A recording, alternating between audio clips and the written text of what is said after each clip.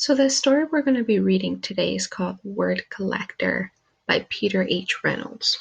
And the reason why I chose this book is because there are a few sight words that we're going to be working on when I'm done reading this story. Collectors collect things. Some people collect stamps, some people collect coins, others collect rocks, some collect art, some collect bugs, others collect baseball cards, and some collect comic books. And Jerome, what did he collect? So what do we think collect means? If we look at the pictures, it just means when a person gathers many things of the same object. So if somebody collects shoes, it just means that they have multiple shoes that they have in their room or in their house. Jerome collected words. He collected words he heard. My trip to Peru was perfectly pleasant. Certain words caught his attention.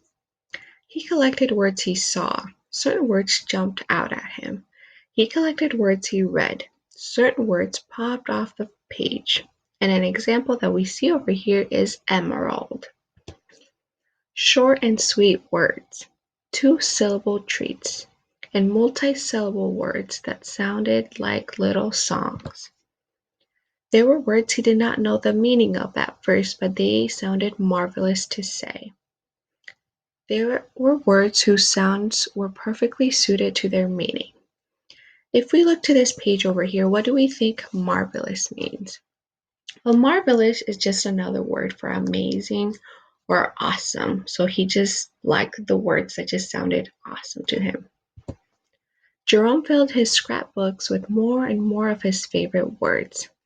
Jerome's collections grew. He began organizing them. Dreamy, science, sad, action, poetic. One day, while transporting them, Jerome slipped and his words went flying. As he began to pick them up, he noticed his collections had become jumbled. Big words next to little words, sad words next to dreamy words, and jumbled. Jumbled just means messed up, so all his words were all mixed up and he didn't know where they belonged anymore.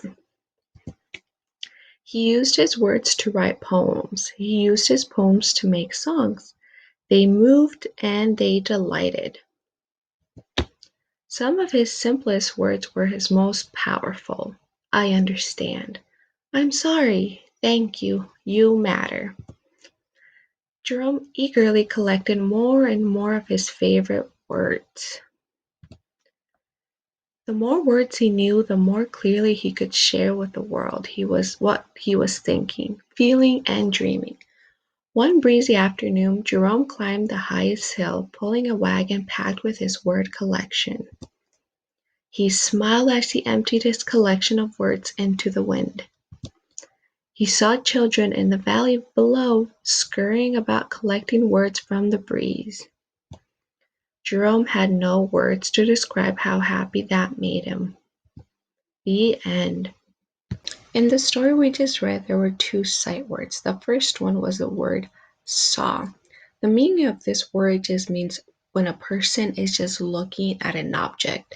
And it is what Jerome is doing in this picture. He's just looking at a picture. And it is spelled S-A-W. The other sight word was the word read.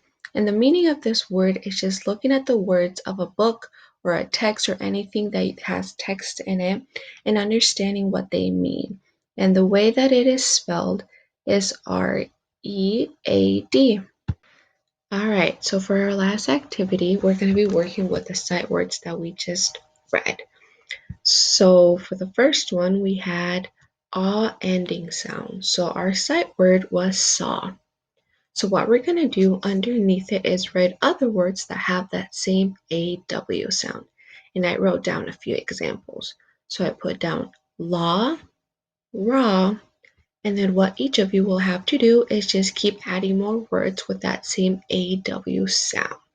And we're going to be doing the same thing with the EA middle sounds. So for the sight word that we had, it was read or read. So another word underneath it with that same middle sound is going to be lead, bean, And I'm going to need for you to do the same thing. Just keep adding more words below it.